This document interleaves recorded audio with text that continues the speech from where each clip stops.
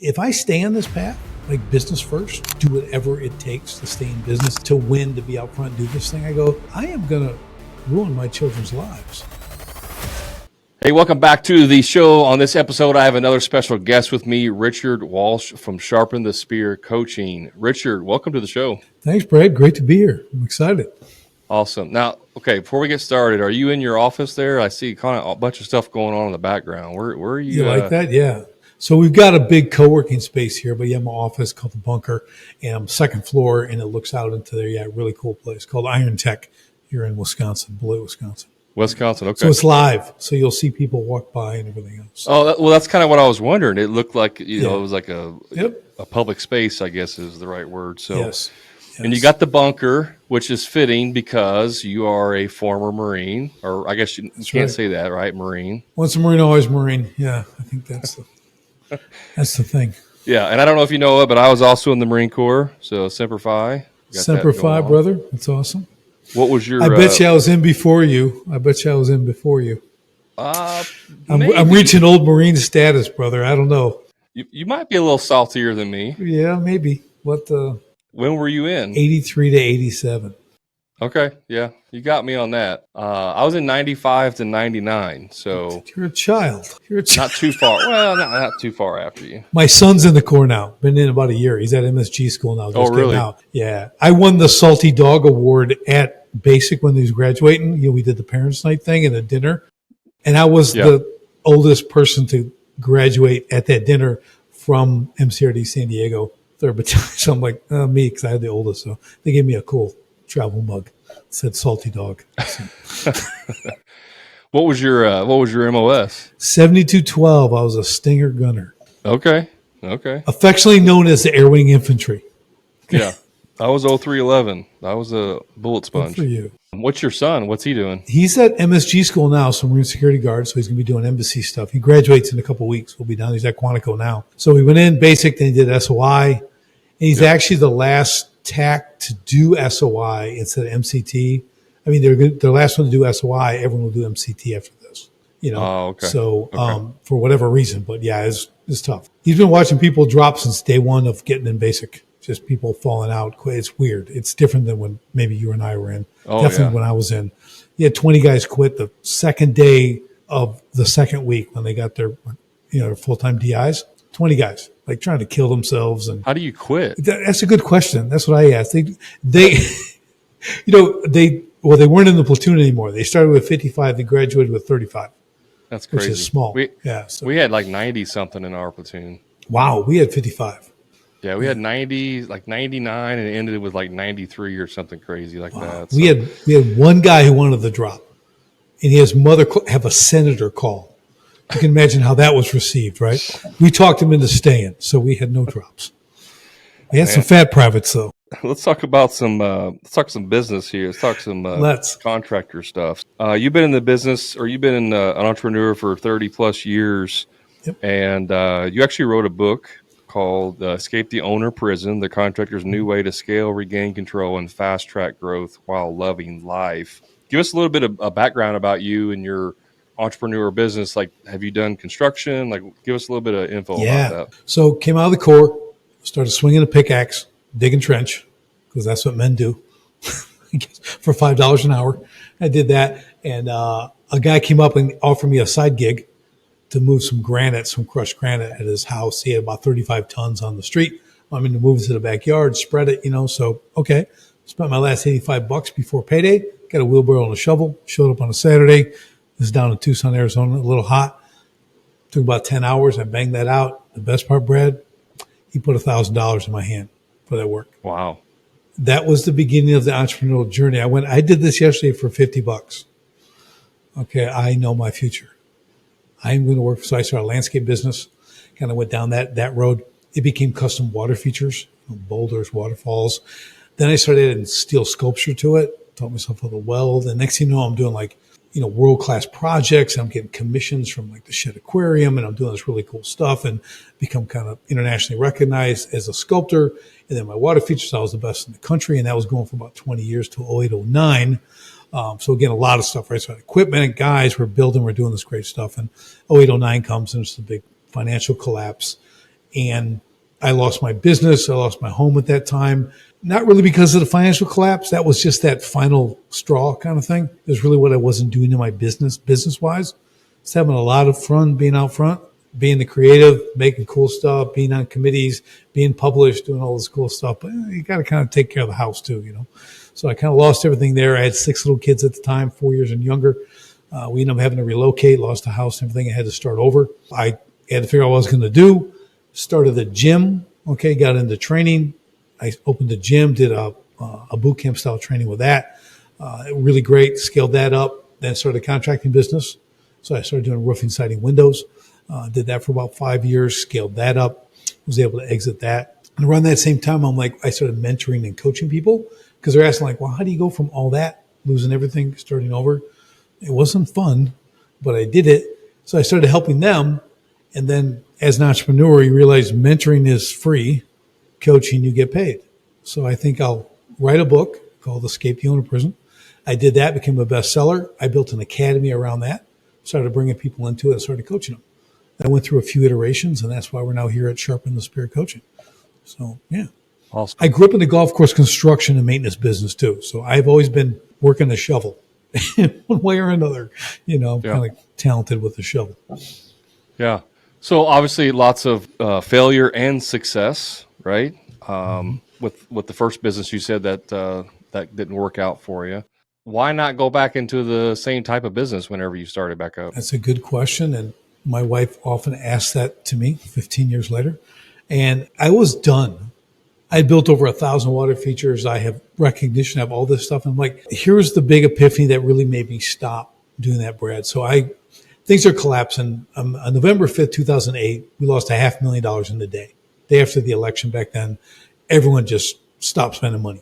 No one needed a waterfall. Right. Okay. So you're pretty much like, well, so I'm like, but I wake up one morning, I'm thinking about all my little kids. They're all 4 and under. Love to see me when I come home. My one 4-year-old was chasing me down the driveway and I'm leaving in my truck crying. And I'm looking at this going, man, what am I doing? All these hours, all this work, all this stress and everything. I'm like, you know, if I stay on this path, like business first, do whatever it takes to stay in business, to win, to be out front, do this thing. I go, I am going to ruin my children's lives. They're going to have broken marriages, failed relationships, right? They may be good at business, but everything else in their life is going to be trash. And I always feel like God gave me this window to see that, see 20 years in the future. Yeah. And I'm like, I got out of bed, Brad. I walked in the office and said, we're done today.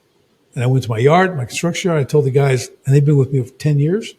That's what like fam I used to do. We're wrapping up this week. I said, I'm not doing this anymore. I have no idea what I'm going to do. But I realized that my identity became what I did. I was always in the uniform, always had the hat. It was who I was. You know how it is with guys. Yes. What's the first question? What do you do? I'm a landscaper. Right? Well, I'm Rick Rock. I'm the water feature building guy. Yeah. I'm this sculpture guy. I built this world-class exhibit, so that I had to let go. So I did a bonfire out in the backyard and I burned all my uniforms, got on video, polo shirts. I just burned everything. I go, I'll never be owned by my business. It's never going to be who I am because it just had way too much control over me. I made bad decisions because of it, right? Because I wanted to maintain the status. My ego was massive, right? It prevented me from like getting help, meaning like taking good advice, right? There wasn't a lot of coaches back then. Right. Like now they're everywhere. But, even in 08, 09, you're not getting a lot, right? And I'm way before internet. I started in 88, 89, right? So I kind of saw all that. So I didn't know what I was going to do, Brad, but I'm like, we're not doing this. And I owned everything, all my equipment, from trucks to excavators to everything else. And I sold it all, at a real good time, 08, 09, when I got like 20 cents on the dollar. Yeah. So but now that, and I'll agree with my wife, might not have been the best decision because I could have done some side gigs, hauling dirt, excavating, working the skids here. But I'm not that way. I'm all or nothing. It's just who I am. And that forced me to do the next thing. That's how I didn't do it again. And I haven't built a water feature in 15 years or welded in 15 years. I've been completely separate from that. That's interesting. Usually, because you said something in there that was just right on, which is, the identity, right? And I've talked about this a lot where, a lot of contractors, they start their business usually as a solopreneur, right? They're on the tools, and then they want to transition. They want to build a business. They want to grow it, and making that shift from, craftsman to manager. There's an identity shift that has to happen in that, because they have identified as, I'm a carpenter, I'm a landscaper, I'm a pond builder, I'm a painter, right? Like their profession is their identity. So what have you seen with people that you work with? I mean, does that ring true for you as well and your clients? Oh, yeah. It's the pattern. That's why I wrote my book. Okay. It is the most common thing in small business. The most common thing. They can't put the hammer down, literal hammer. They're still playing trim carpenter, but they're doing $2 million a year. What are you doing? And they're jumping job to job and they're trying to finish because no one's as good as them. And Brad, I tell them, I'm going to give you that. You are the best at what you do. I'm not here to argue that. But this guy here that's on your team, he's 95% as good as you, maybe even 97. And I can assure you, your clients don't know the difference. Okay? You're doing this out of your own vanity, your own ego. How would you train that guy up the last 3%? Then he's as good as you. And I'll bet you, if you really looked at it, you can find a lot of people better than you. Because why do you need to do this? Let's give other people the work, right? Let's build a business. Let's go do more work for customers. There's only so many hours in a day, right? We can only leverage ourselves so much. So what does that look like? Because my thing, Brad, is to have the owner work on what I call their 5%. That's 5% of the business only they can do. The vision, the growth strategies, right? Reeling in the big clients, stuff like that. That's where they need to be. And to pry that tool out of their hand and get them to look that way is the first challenge. It's the first hurdle. But we have to have some tough conversations. But then we show them the path and how to do it.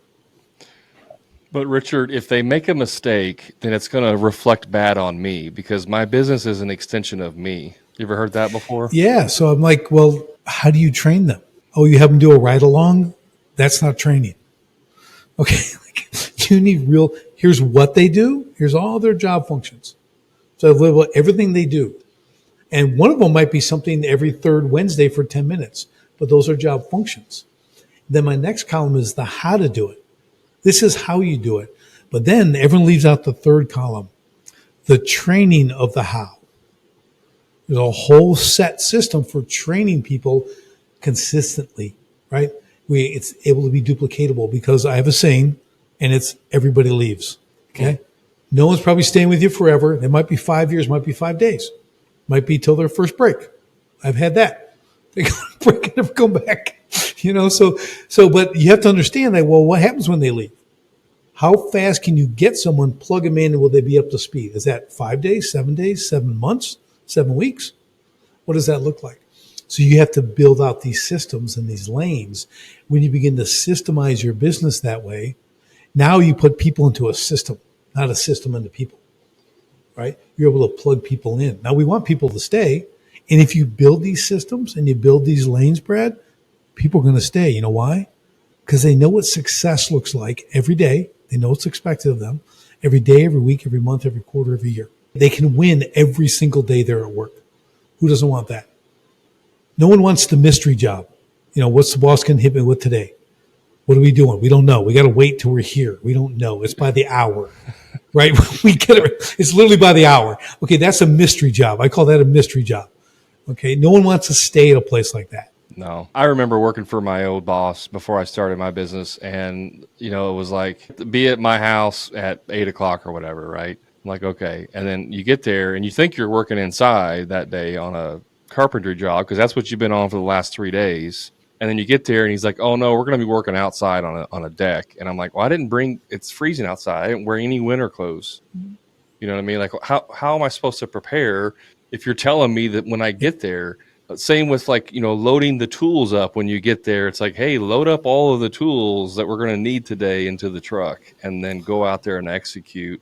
And I think that you see that the most with people that are truly craftsmen. They're not really businessmen at all. They're just a craftsman who own a business, and they're just hanging on for dear life, really, to try and keep everything cobbled together. Do you run across a lot of people like that in your dealings? Yeah, for sure. They're just trying to get through the next payroll cycle. That's all they're trying to do. Have enough to deposit Thursday to pay everyone on Friday. That's how they're running, right? Like you're saying, my son was working for a concrete contractor in the last year or so, and they're out there and they're doing these walls, right? And it's like, oh, it's got to go 2 feet to the left, literally. And they're on this site, Brad, and no one's got a sledgehammer. They're concrete contractors. He's kicking the wall. He's the one kicking the wall. They're trying to move this thing. It's like 80 feet long, or 40 feet, whatever it was. But it's like, I'm like, I go, this guy's a clown. I go, you got to find another job. It's the same thing. The owner's tracking the hours. He does your time card. And he feels like, and he does this. Oh, no, now you're in company trucks. Going back to the shop, you don't get paid. Yeah. Oh, yeah. Yeah, you can't do that. That literally is like illegal. I mean, you get in an accident, you're in the company, right? The whole thing. And now he's skimping on all these hours. Like you never know what the hours are. You don't get to see your time card. You have to, I go, dude, just track yours yourself. So when he tells you work 43 and you really work 53, oh, no, this doesn't count and lunch and this, and you're in the truck. And then you're a hostage because you can't drive to the job site. And he's driving around looking at other stuff and you're sitting there off the clock. So it's crazy stuff like that. Right. And that's the thing. And these guys, like you said, Brad, the point is that they're not business people, and that's okay. Right. We get it. I love that they want to be in business, that they do something well enough. They want to go bring that value to the world. I love that. It's just understanding that that's not sustainable. I mean, you might even do it for 20 years, but life's going to be misery. Yeah. You will sacrifice your family to that altar. You won't be at your kids' games, any of that stuff. And you kind of touched on this. You notice a lot.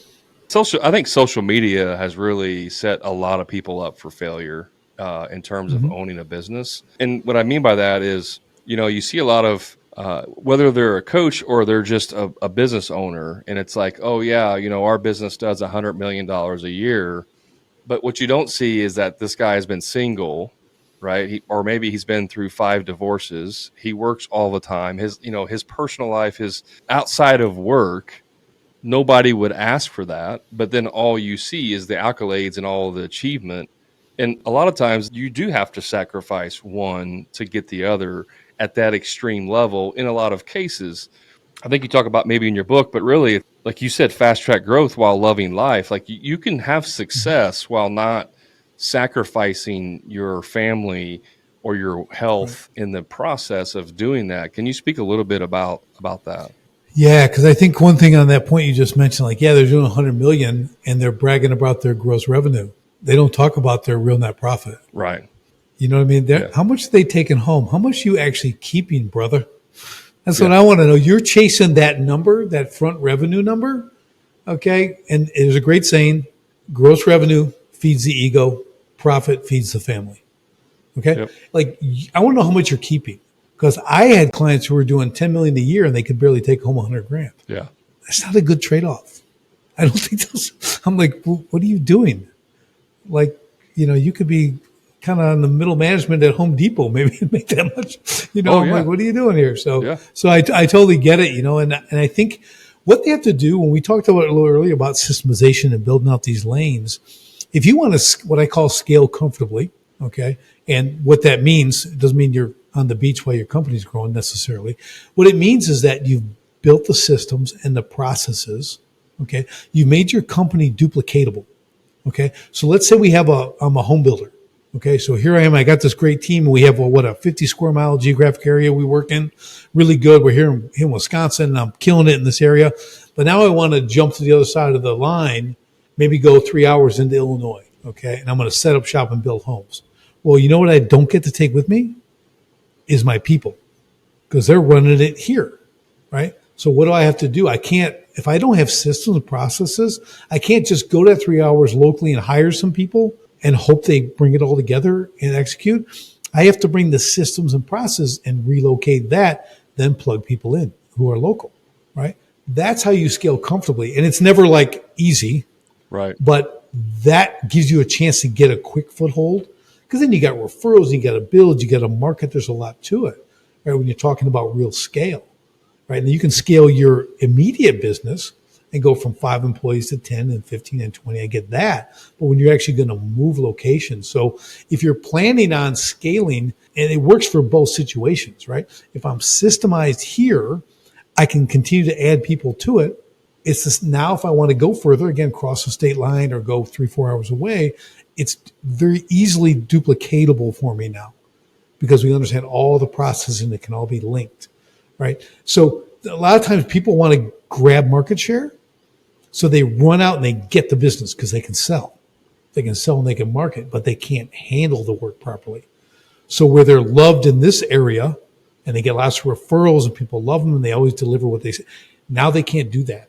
Now they have angry clients. Now they're not getting all the 5-star reviews. Now they're just dealing with massive headaches. Now they're gone because they got to go save that sinking ship. Now they're away from their family, right? For 3 weeks at a time or all week, come home on the weekends and that kind of thing, right? So all this stuff starts to snowball, right? So they jump out ahead to grow, but they're not prepared to grow. And that's when they fail. They're over leveraged, overextended, right? And all of a sudden everything collapses. So they actually ruin that great thing they had by prematurely expanding. Make sense? Yeah, growing for the sake of growing, right? Like kind of almost to the vanity. Well, I call them vanity metrics, the revenue, right? Top line revenue. I call them vanity numbers. But it's like growing for the sake of growing. One of the questions I ask people when I talk to them, and I'm like, what's your goal? Like, what do you want to accomplish? Like, what are you trying to do? And they go, well, I want to build a $10 million business. And I say, okay, why? Why do you want a $10 million business? Well, I don't know. It's just, I just thought that's a good number. And it's like, that's not a reason to do. I mean, what if you could have a $2 million a year business and take home $250,000? Would you be okay with that? Why do you have to have a $10 million business, or why not a $50 million? Like, a lot of it's just, I think it's a good number, or it's more of an ambition type thing where it's like, I just want to say I have a $10 million a year business, even though it may kill me in the process. I just want to be able to say that. And so go ahead. Yeah, no, you're right. No, I try to use this analogy. Okay. So think of your business as an apple tree. Okay. You want this apple tree to grow. Do you want an 800-foot apple tree that just keeps growing and growing and growing and the fruit gets higher and higher and higher to get, right? And it keeps going? Because what's another thing that grows endlessly, and basically out of control? I'd call that cancer, right? Yeah. And what does that do? It kills its host. All right. That's what it does. So what if I had a nice 20-foot apple tree with honey crisps on that bad boy and it's just loaded with, I go up and pick these things real easy. Then I say, I'd like to do more, but I think I'll go plant another apple tree. Maybe it's another business. Maybe it's that, and it'll grow. And really good fruit. Oh, I'm good. Next thing you know, you have an orchard. Okay. And you have multiple businesses because you know how to systemize, you know how to build, you know how to run this. They could be related, interlinked, or they could be completely different, but you know how to do that, right? That's true entrepreneurship. But now you have a manageable orchard with amazing fruit that's being produced on every tree. Not one giant Amazon apple tree, right? That's doing all this stuff. So, and to your point about the question I ask is how much is enough, right? Like you're saying, well, how much do you want to do? They say, Tim, well, how much is enough? And we call it exit strategy. So I like to pull people, and I love if I can get them before they launch their business. I make them do the exit strategy before they start their business. And people think it's kind of counterintuitive, but you need to go out to the end, Brad. Pick a number.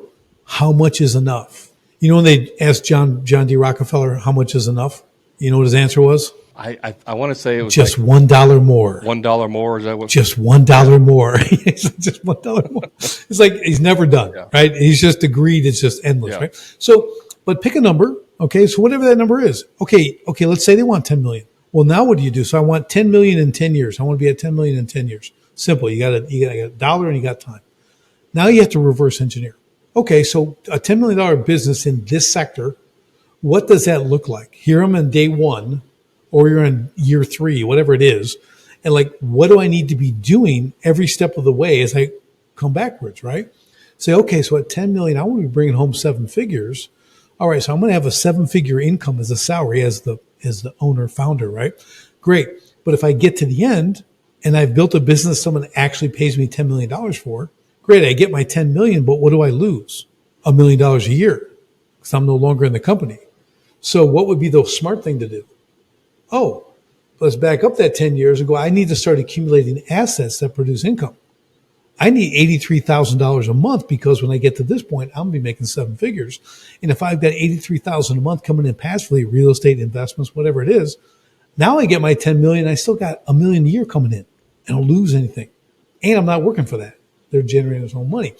It also tells me when I can hire people. When's the first person coming on? Because I know now.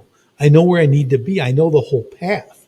So this exit strategy, this endpoint, it becomes a great business filter because you get all the shiny object stuff. People give you all this opportunity. Hey, you should do this and make this money. Okay, let me run this through my exit strategy. Does it get me closer or does it detract from it? If it detracts from my exit, it's a hard no. If it gets me closer, game on. We're going to do it, right? Because I know where I'm going. So it's really important. I'm giving kind of high level here, but you get the idea that if they understand where they go and not just some random number, they quantify it. You know, what does 10 million mean in this industry? Are you working at a 10% margin or are you working at a 56% margin? Right. You know, so what does it actually mean? You know, so once they understand these metrics, they can really build a business because they know they need it. Because if you came in, Brad, you want to buy that business, here's how I think the exchange should go. Hey, just a quick time out from the show. If you're a frustrated contractor who's dealing with low profit margins, stuck working on the tools every day, or doing free estimates for people who are never going to hire you in the first place, I invite you to my private contractor community, the Profit Club, where contractors just like you are adding 2 to 3 times more profit each year without producing any more jobs and finally getting completely off the tools to never do another free estimate again. So if you're ready to increase your profits, stop doing free estimates and get off the tools, then all you have to do is click the link in the show notes to learn more about the Profit Club and see how it can easily 2 to 3 times the cash in your pocket, give you a proven sales process that will convert more jobs with ease and get you off the tools once and for all. And the best part is you can do all of this without having to produce more jobs than you currently are. Click the link to learn more. Now let's get back to the show. You guys negotiate, you're looking at their business, you know, and maybe I get 10, maybe I get 10.5 out of you. You hand me a check, I shake your hand, I'm out the door, you're in. Nobody knows the business sold because it's run so well that nothing changes. You're just a new owner. That's the business you want to build. That's a self-running business. You can make your tweaks and all that, but I'm out. I got my 10.5. I got my $1 million a year in passive income. Yeah, life's good. I can go on to the next thing. And rinse and repeat, right? So that's kind of my quick overview of what that looks like. Yeah, I think you call that like creating a vision-driven business. Is that right? Right. It's every decision you make is being judged against the vision of what you're trying to build. Exactly. Yeah. So strategic vision is really the purpose everybody's working for in the company because people want to work for purpose. Okay. So newsflash to everybody. Money's number 3 on the list. People don't go to work because money's the number one thing. If you think that, you really have to change your mindset. Okay. Because you'll never keep anybody. If it's truly money, then they'll sell you out for 50 cents an hour and move down the road. Right. Right. If it's truly money. The number one thing is purpose. Okay. The number 2 thing is recognition and quality feedback. The number 3 thing is quality pay. Okay. Notice I said quality pay. I'm not saying you don't pay them. People, they want good money, but that's not what drives them, right? It's the purpose. And when you have a vision, when you're a vision-driven business, everybody in your company knows exactly what you're trying to achieve because the vision is unfulfilled, right? So we're looking forward 18 to 24 months, what is going to be, not what it is now. And when you lay that out, and then everyone knows where they're the hero in that part of the journey, how what they do makes the difference to make that get fulfilled, that changes the culture in the business. Now everyone comes to work with purpose because they don't want to let each other down because we're trying to fulfill this vision. And when I do have to let someone go, it's because they can't fulfill the strategic vision. Yes, they may be incompetent, okay? But the reality is the outcome is they can't fulfill the vision. They can't be here. We have a vision to obtain. Right. So when you drive that way, it changes kind of the mindset inside the business and it gives that complete direction. So you got purpose, then you got recognition, meaning Are you doing a good job? You recognize them either publicly, privately, both. But also you give them quality feedback. Hey, Brad, man, you're kind of not hitting this right. Let me show you. Can we try to fix this here and get you back on track? Because I don't know if you're struggling here or what. Oh, sure. Okay, fix you up, boom, back down the road you go. Right? That's quality feedback. If it's done right, they like, it's the good correction, right? Let me just help you be a little better. And then you've got your pay. Then you work in the quality pay after that. But you get those first two, they're going to stay, because the hardest thing is retention, especially in the trades, in construction. Okay. I mean, these guys are skilled. They're skilled workers, right? But if they're going and being treated like crap, which most of them are, they're pushing so hard from the sell while they're doing their job, right? You get these systems where, hey, you can make more money, and everything's based on you selling more, so that you can earn an income when you're a plumber. Okay. That's a hard mix. Now there's some great guys out there. I have one here local. I was talking to his wife, who's here at my offices here, and he's a project manager for a mechanical company, right? And I said, oh, yeah, well, he's a project manager. And he goes, and he does some sales. Oh, yeah, what does he do? He goes, well, last year he did $3 million in sales. I go, and he's a project manager? She goes, yeah. I go, right. Okay, you are married to a superstar. She goes, yeah. I go, holy cow. Will he be on my podcast?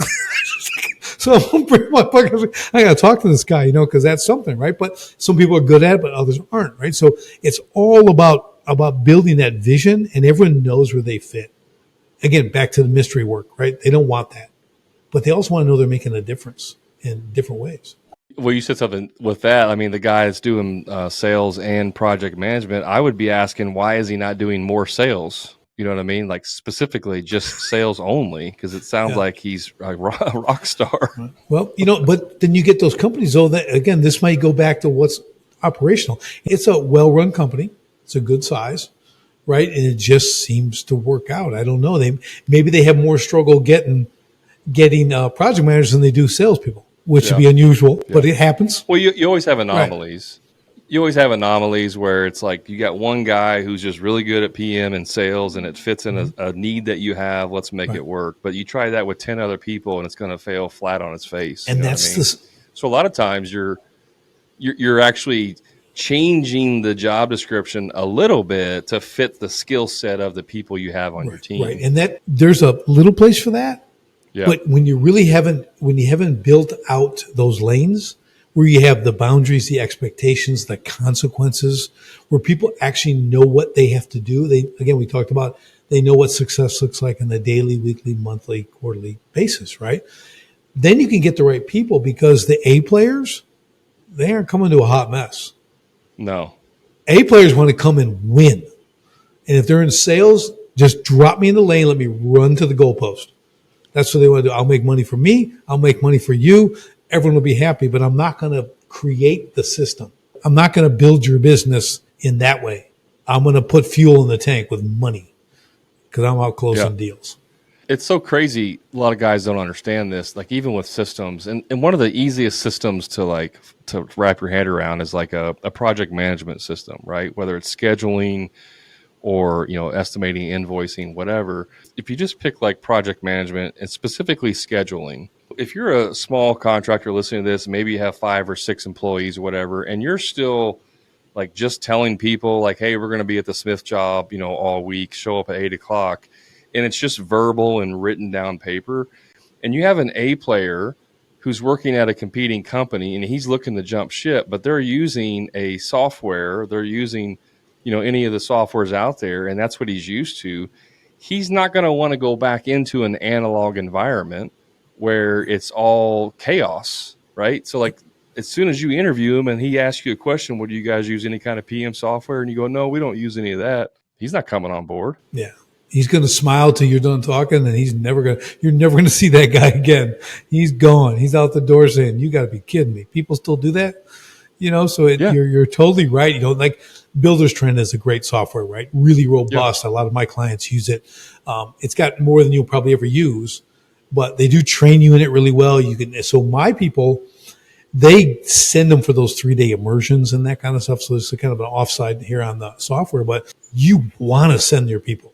You want to get them skilled up in that software, let them know everything about it, because that increases their value, right? Because I'm a true believer that every person on the team should be an asset to the company, which means they're free.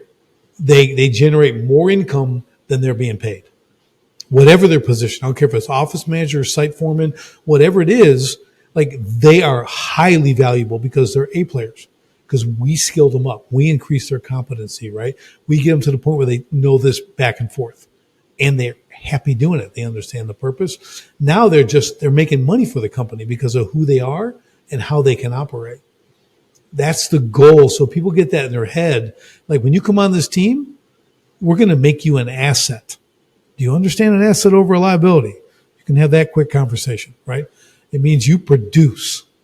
You are a producer. You're not going to be a guy who comes and does the work and complains the whole time. Okay, you're going to be producing. That guy, the PM and the 3 million sales, that's an asset. Oh yeah, like, he ain't going anywhere. They're not going to let him ever leave. Okay, yeah. They'll give him whatever he wants, right? So it's a beautiful thing, but you have to have that mindset. People listen to this. I don't know if I see it a lot. I mean, in blue collar is not going to be a highly educated environment, right? You're not having people with college degrees knocking on your door right and left. So, and this isn't to pick on anybody. I'm just saying it's just the facts of the industry. But there's a lot of people. It's an easy field to get into. Like, you don't have to have any experience to go work for a contractor, right? And I don't think people realize. What's that? It's a low barrier to entry. Low barrier to entry. And I don't think people realize, like, the difference between a C player and a B player, there's a little bit of a difference, but it's not, I mean, it's noticeable, but it's not huge. But the difference between a B player and an A player is like a 10-level jump in the quality of the employee. And I say all the time, like, guys, you don't have an A player on your team. You may think he's an A player, but everything that you're describing to me is not an A player. Like, if you have to tell him to come in every day, or ask him why he's late every day, that is not an A player. And I promise you, once you hire an A player, your mind will be blown, because you'll be like, holy crap, I've been doing this wrong this whole time. Yeah, it's definitions, right? I was on a podcast earlier. We were talking about something similar. I said, here's what a lot of companies don't do, Brad. Everyone's kind of got this high bar. Oh, we want everyone to be like this. Okay, that's cool. And you're going to get a small percentage of people who are going to reach that high bar in your company. But what they don't do is they don't actually set the low bar. Okay. They let people vacillate who's good, who's the slack. No, we have a low bar. And the question I always ask is, okay, so you've got a low bar. So if I hire someone and they do everything at the low bar level, are they a good employee? No. They say no, but I'm going to change your thinking on this. If you've set the low bar, that's a yes. Let me tell you why. If they show up every day, they're on time, they don't leave early, they do their work, they do the low bar, the minimum of everything you've got on there every day, and now it's 5 years, it's 7 years, it's 8 years. That's that person. That's a good employee. Okay, because you set the low bar. Low bar doesn't mean that they get to be late all the time. It's not a low bar. A bar is standards. Right. So if you dip below this standard, you're out. So if I get someone who's because you're always going to have, there's 4 levels of employees, right? You got your ones who are your superstars, right? Never have to tell them what to do. They on it. They'll do it. They're always there, always do the extra. Then you got the 2s who will do everything you tell them, do it well, kill it, right? 1 and 2s. That's what we want. 1 and 2s like that. Then you get the 3s. They're not asking what they can do. They're being told to do it. They kind of do it. They kind of get it done, and they're pretty good. Then you got the 4s. These are what I call the slacker Steves. Always moping, always complaining, always late, always calling in sick. We don't want them at all, right? They're the cancer that we want to get rid of. So if you think about that, number 3 probably can hover at that low bar depending on where you set it. But the company has to set the low bar. That's what they don't do. They just tolerate these mopes because they got a pulse. Okay, you got to set the low bar, and they say, listen, this is the bar. You go below this, you're out. And they have to follow through. It's like kids. You got to follow through on the consequences. Idle threats don't serve anybody. Right. So they dip below that low bar. They either get their stuff together and come back above it, or they're out. And if you can set those 2 bars and everyone's working in between, your company will hum. Yeah, but I would say, like, why wouldn't you set the low bar higher? Well, that's what I meant. You get to set it.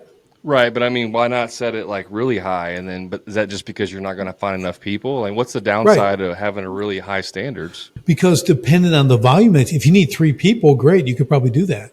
If you need 30, that's a challenge because they're individuals. And that's why we build the systems.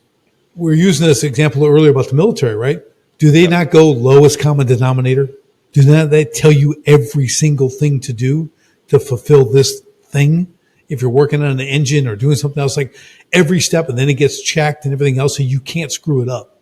Oh, yeah. You have to follow. So you can go to that level, and you can start there. Because remember, every complex system is built from simple systems that are combined, right? So if you want a complex thing like everybody at a high bar, how do you begin that process? So what you're really doing is you're bringing people into the entry level, so apprentice or whatever it might be, but you have a path for them to grow and get to be that. Now, they may be an A player as an apprentice, but can they be an A player at the high bar? You don't know. That's a good point. You have to give them the path and make it go there, right? You can train them to be one, but they may not be one as an apprentice. But the right training, the right company, the right simple systems that they can delve into, you can change their life. Because I truly believe, Brad, blue collar is going to be the new white collar. Oh, yeah. Okay. This is going to be the new wealthy. This industry, trade service is going to be, I mean, they're already doing really, really well. Don't get me wrong. I'm talking like replacing the white collar. Like they don't have jobs anymore due to AI and everything else, but AI can't sweat pipe, right? No, but they do have robots coming, Richard. Robots are going to be doing some of this. They're doing it here for masonry. And you know what's really cool? No, it's a really good point. I'm talking to the head of the workforce development for this big construction company here, and they have it. But guess who's coming up into the business? Young people, right? Somebody's got to run the robots, though. Exactly. And they love it. They're running them and they fix them, and have you seen, I'm laughing with you, but you ever see a 50-year-old mason and how he walks? Oh, and the pain getting out of bed in the morning. We've all been there, right? Yeah. Crawling around doing all that stuff. Like, there's a lot of people who get into early and go, man, it beats you up. Oh, yeah. So if you can work the robots and do all that kind of stuff, like you got longevity, in the trades, and you can move up from there and go lateral and everything else. So I'm just saying, like, it's a big world. Oh, yeah.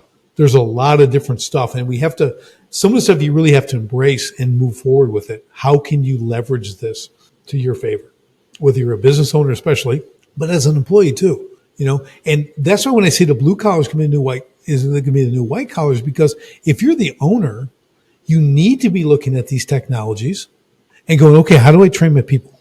How do I bring new guys in? What do we struggle with? Getting people, especially in the trade, getting people in, right? There's a real shortage. Yep. But if you can show them that path and it's kind of cool, it's not just, mortar on another brick and put it together and scrape it. It's a different animal now. Now you're attracting different people, but they're the right people who can get the work done. So there's going to be that shift. Yeah. I mean, why do companies rebrand, after 10, 15, 20 years? Because things change, right? And so like you have to, you should always have your finger on the pulse of technology and trends and everything that's happening. You can't just keep the proverbial, it's worked this way for 20 years. Why should I change anything? Keeps a lot of people stuck. I made $12 an hour when I started 30 years ago. I'm not going to hire a new person and pay them more than $12 an hour. That kind of mentality. Right.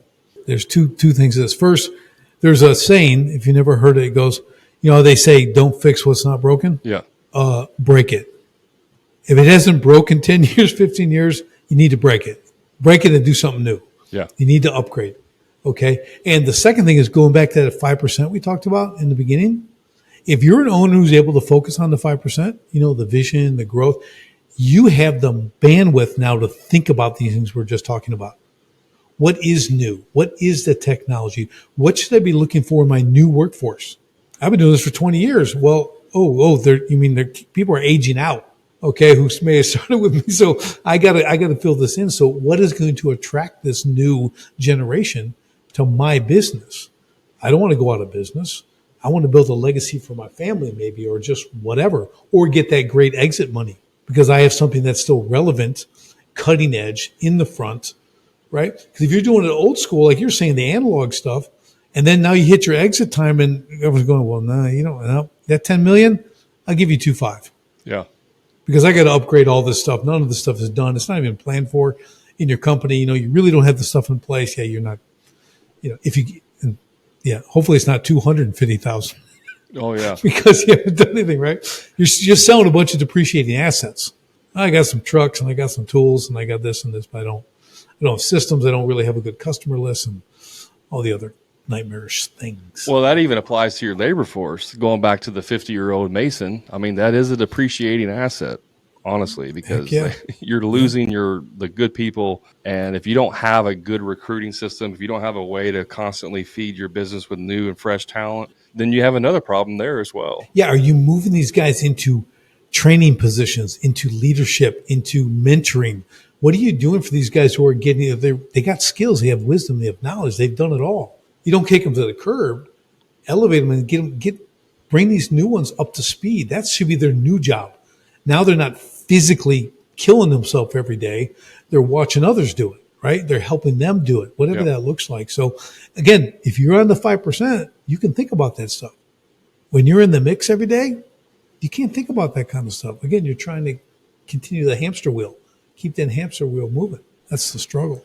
One last question here. Let me be devil's advocate for a second. Let's say you have a guy who's been in business 5 years. He's 30 years old, has a family of 3, and maybe he makes $100,000 a year, and he's okay with that. He's comfortable, right? But he's like, I don't have plans to build this big business. I don't ever think about retirement. I don't ever think about exiting the business. You're telling me I need to have vision and all this stuff. I don't really care about that. I just want to continue doing what I'm doing right now in my business. Like, what would you say to that person if you were advising them? Yeah, say, okay, you don't want to sell. You don't want to stop working. That's awesome. I love it. I commend you for that. So what if you built it like you're going to sell it, which means you systemize everything, you get it running by yourself. You're still here. You still own it.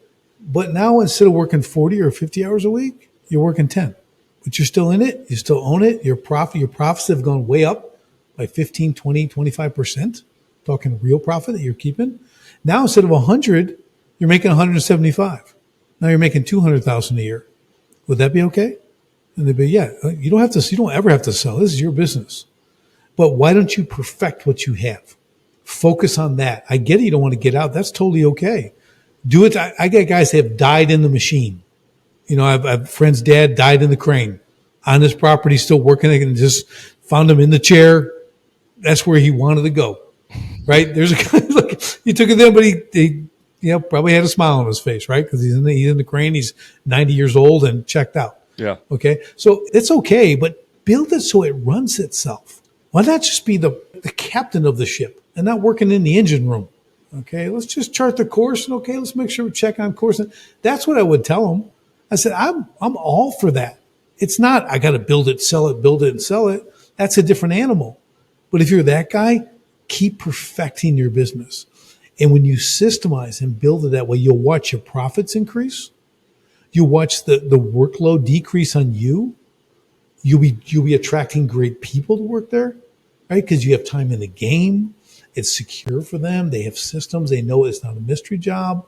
Like, that's what I would encourage them to do. So there's work to do, and you can still make your life way better and not go grab another, huge market share. Just continue to do what you do. Just make it better.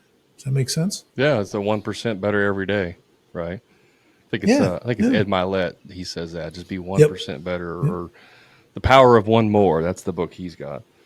Yes. Speaking of books, what I always ask all my guests this: obviously your book is out there, but besides your book, what's one that you're currently reading, or one that you would recommend? I just read a little while ago. I finished a book called Grit. Oh yeah, by Angela Duckworth. Yep. Really, really great book. And she's a researcher, right? So you've probably read the book. You can also take the test to see where you fit on the grit scale. Okay? Because grit is really, when we're talking this line of work too, because it's hard. It's dirty. It can be all this stuff, right? Not everybody chooses this. They like an easier path. So I think we need to understand what it really takes to succeed. And it's not, I'm the smartest guy. It's not that. It's staying in the game, and going through that. Like, I took that test. I'm on 97% on the grit scale. Okay. I am all about grit. A friend of mine gave me the book and said, this book is about you. Well, you have to be in the Marines. You have to have grit. I mean, come on, that's a requirement, right? I mean, we have to we achieve the mission, right? That's the whole thing. So, I would say read that, and it's really cool. It's very practical, and I would put that in play. I think it'll give you a perspective, and also help you look at who's working for you, and start to see these different traits and stuff. It's kind of cool. So that probably be the one I'd throw out there. Yeah, that's a good one. My wife actually does she does some public speaking, and she actually has a talk that talks about grit in that book and stuff. Awesome. So that's definitely a good book to read. All right, Richard, we're at an end here. I appreciate your time. I want to give you a chance. Where can people find out more information about you or your services, your coaching that you do?